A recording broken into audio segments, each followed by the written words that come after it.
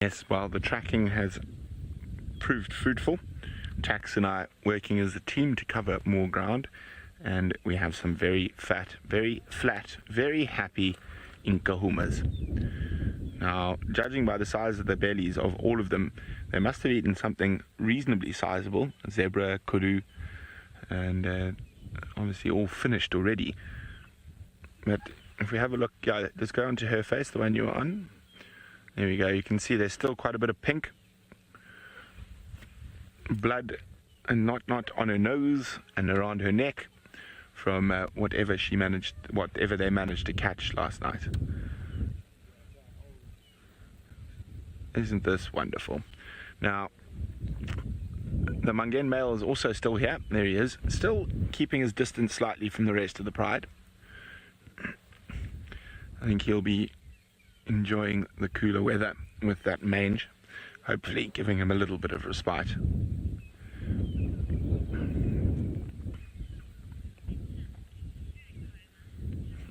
Tim says it's a food coma. Indeed it is. Nice fat bellies.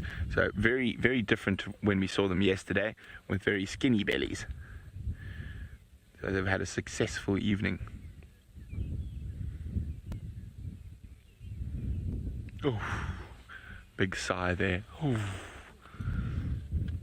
And like Asana, they're probably very much enjoying this weather. No need to pile up under the sparse shade that's available at the moment. Just lie out in the open and enjoy the cool breeze and let their digestive juices do the work. So even though it is quite cool and cold, you can see how heavily they're breathing as their body is digesting that meat. I wonder what it was. So something definitely smaller than a buffalo. There were quite a few wildebeest tracks actually I saw in the area where we were tracking them on foot. So possible wildebeest, zebra tracks there, kudu tracks. So it could have been anything.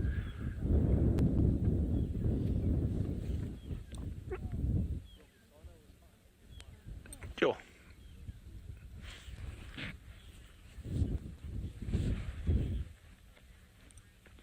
Oregon Way says that looks recent. They're still breathing quite fast. Oregon Way, I'd guess early hours of this morning, most likely, because you can still see the pinkish, all the blood stains on their certain of their chests and face. That female bit to the left, probably the most easily visible.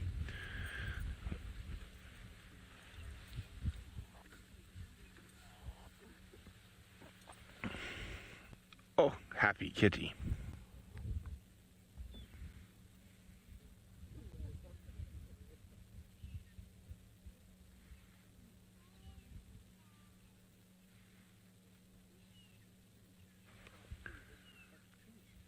It is very, very, very nice to see them looking better.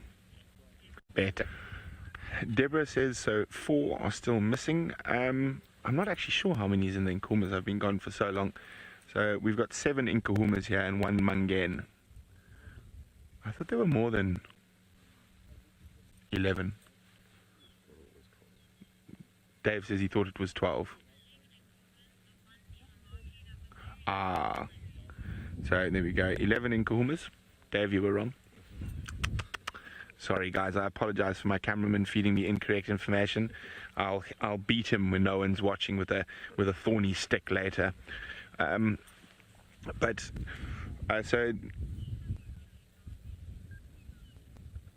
yes, there we go. We'll beat him with a saffron branch. I've got one here.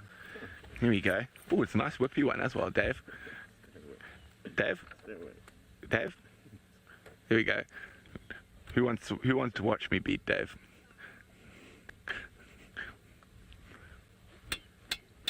Of course, I'm not actually hitting him. I'm hitting the stick, the steel between us. The only thing that could have been better is if the Nkuhumas had been lying under a saffron.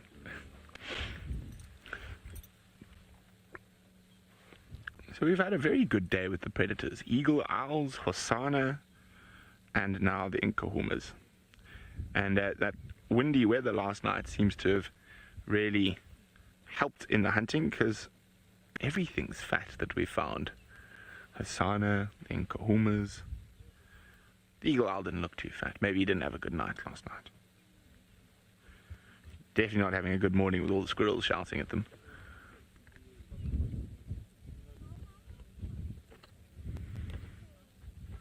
So, as last I heard, the missing members of the Nkuhuma Pride were quite far to the west, on Elephant Plains. I haven't heard if they've been coming back towards this area, but I will find out for you.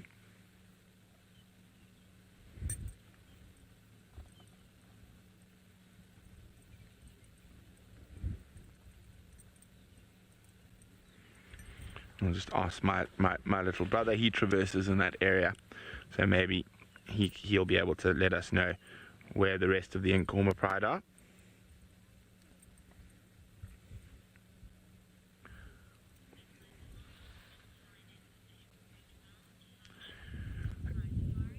My Safari is asking, is the lioness with the hip wound around, and how does she look? She's actually one of the missing ones. She's one of the ones that is not here.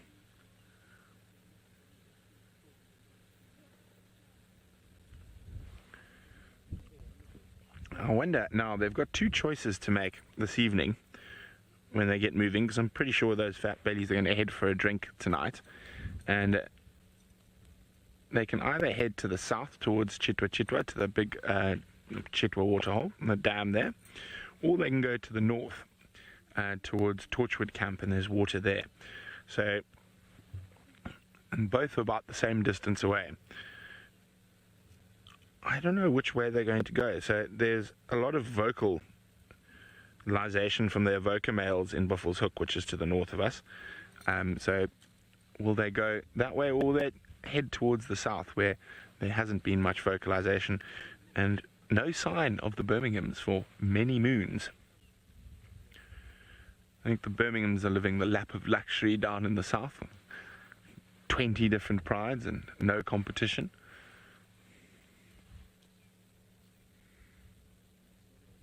It's always a tough time for the lions during pride takeovers and changeovers of males.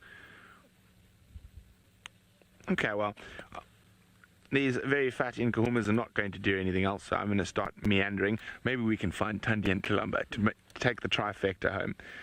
But for now, let's send you back to Sydney, who's on a mission.